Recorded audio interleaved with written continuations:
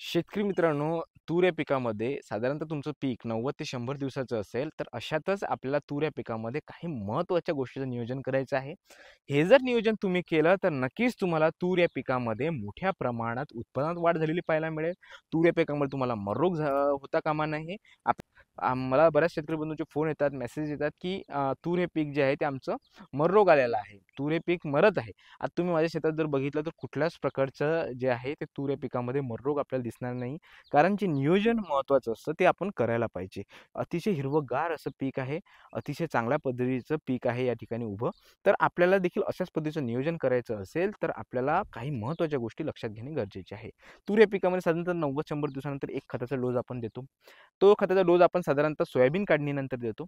Soybean काढणीनंतर तुम्ही खताचा डोस देत असेल, तर त्यामध्ये फॉस्फरस घटक असणारं चांगले खताचा वापर तुम्हाला करायचा आहे. ज्यामध्ये तुम्ही काय करू शकता, तर डी-ए-पीचा वापर करू शकता. यामध्ये 46% फॉस्फरस आहे. फॉस्फरसमुळे फांद्या फुटवा काढण्यासाठी हे मदत करते. या कंडिशनमध्ये, या स्टेजमध्ये तूर या पिकामध्ये फॉस्फरसचा वापर तुम्हाला करायचा आहे किंवा तुम्हाला डी-ए-पी नाही मिळालं तर 10-26-26चा वापर करू शकता. एकरी 1 बॅग आपल्याला करायचा आहे. सोबतच मित्रांनो, या दोनपैकी कुठल्याही एखादा जर खताचा वापर केला, तर त्यासोबत तुम्हाला 3 ते 4 किलो एकरी ट्रायकोडर्मा विरिडी वापरायचा आहे म्हणजे वापरायचा आहे.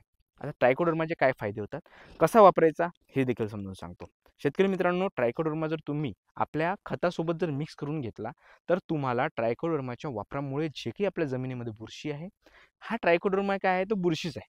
हे बुरशी आहे, यामध्ये जीवाणू असतात. तर जे काही जमिनीमध्ये वाईट बुरशी आहे, जे आपल्या पिकाला त्रास देते किंवा आपल्या मरोगीसाठी ती जी बुरशी आहे ती घातक असते.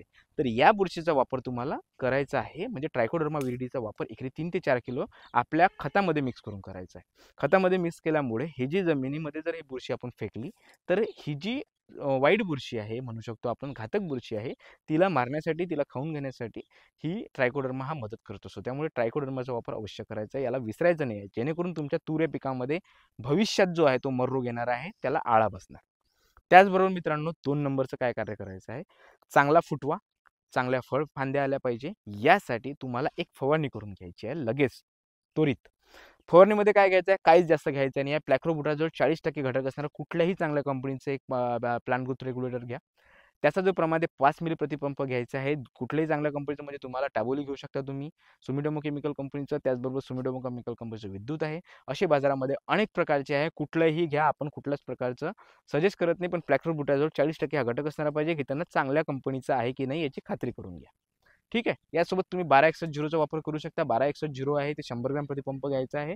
हे देखील यामध्ये देखील फॉस्फरस आहे. फॉस्फरस अधिक प्रमाणात असल्यामुळे तुम्हाला चांगला फांद्या फुटवा काढायला हे मदत करत असतं. ह्या 2 गोष्टी तुम्हाला करून घ्यायच्या आहेत. तिसरी गोष्ट म्हणजे तुम्हाला बुरशीनाशकाचा वापर प्रत्येक फवारणीमध्ये करायचाच आहे. यानंतरच्या जे काही फवारणी होईल 90-100 दिवसानंतरच्या, ज्यामध्ये अनेक फवारण्या होतील, परंतु त्या फवारणीमध्ये तुम्हाला बुरशीनाशकाचा अवश्य वापर करायचा आहे. कारण तुम्ही जर बघितलं तर आता जो आहे तो पाऊस थांबलेला आहे आणि आता थंडीला सुरुवात होत आहे आणि थंडीला सुरुवात झाली म्हणजेच दिवाळीनंतर बऱ्याच शेतकरी बंधूंना आता आपल्याला वातावरणामध्ये जो आहे तो धुवारी हा प्रकार दिसतो आणि धुवारीमुळे आपल्या बुरशीचा मोठ्या प्रमाणात प्रादुर्भाव होतो. जर कळीवर बुरशी आली, फुलावर बुरशी आली, तर त्यांची गळ मोठ्या प्रमाणात होते. म्हणून बुरशीचा नाशकाचा वापर करायचा आहे. अनेक प्रकारची बुरशीनाशके बाजारामध्ये उपलब्ध आहे, परंतु चांगली बुरशीनाशकाचा वापर आपल्याला योग्य बुरशीनाशकाचा वापर करायचा आहे. ज्यामध्ये तुम्ही थायफोन मिथिल घटक असणारा रोको या बुरशीनाशकाचा वापर करू शकता. त्याचं जे प्रमाण 40 ग्रॅम प्रतिपंप आहे किंवा तुम्ही रेडोमिल गोल्डचा वापर करू शकता. त्याचं जे प्रमाण आहे 40 ग्रॅम प्रति 20 लिटर पंपासाठी आपल्याला वापर करायचा आहे. सोबतच मित्रांनो, आपलं खत नियोजन झालं, एक फवारणी झाली, बुरशीनाशकाचा वापर झाला. आता आपल्याला 2-3 फवारण्या कधी करायच्या आहे, 90 ते 100 दिवसानंतर. एक पहिली फवारणी कळी अवस्थेमध्ये तुम्हाला करायची आहे. झालीच पाहिजे 100% पहिली फवारणी कळी अवस्थेमध्ये. दुसरी फवारणी जी आहे, ते 5 ते 10% फुलं अवस्थेमध्ये करायची आहे. तिसरी फवारणी जी आहे, ती तुम्हाला 50% फुलोरा अवस्थेमध्ये करायची आहे. आणि शेवटची एक फवारणी आहे, तुम्हाला शेंगा चपट्या जेव्हा लागायला सुरुवात होते, शेंगा लागायला सुरुवात होते, शेंगा भरणीसाठी, त्यानंतर शेंग खाणारी अळीचा प्रादुर्भाव होऊ नये यासाठी एक ती शेवटची फवारणी करायची आहे. जेणेकरून तुम्हाला तूर या पिकामध्ये चांगल्या पद्धतीनं उत्पादन वाढीसाठी हे मदत करेल. हे सूत्र जे आहे, हे तूर या पिकामध्ये लक्षात ठेवायचं आहे. या सूत्राच्या आधारावर जर तुम्ही तूर या पिकाचं नियोजन केलं, तर तुम्हाला शेतकरी मित्रांनो, तूर या पिकाचं उत्पादन वाढीसाठी कोणीही अडवू शकणार नाही. शेतकरी मित्रांनो, आपल्या चॅनलवरती जे आहे ते तूर या पिकाचं योग्य मार्गदर्शन, योग्य वेळापत्रक, योग्य ती फवारणी, योग्य ते खत नियोजन, योग्य तो सल्ला आपल्या चॅनलच्या माध्यमातून दिला जातो. त्यामुळे आपल्या चॅनलला नक्की सबस्क्राईब करा. तूर या पिकाच्या भरघोस वाढीसाठी हेल्पिंग फार्मर या यूट्यूब चॅनल नक्की सबस्क्राईब करा.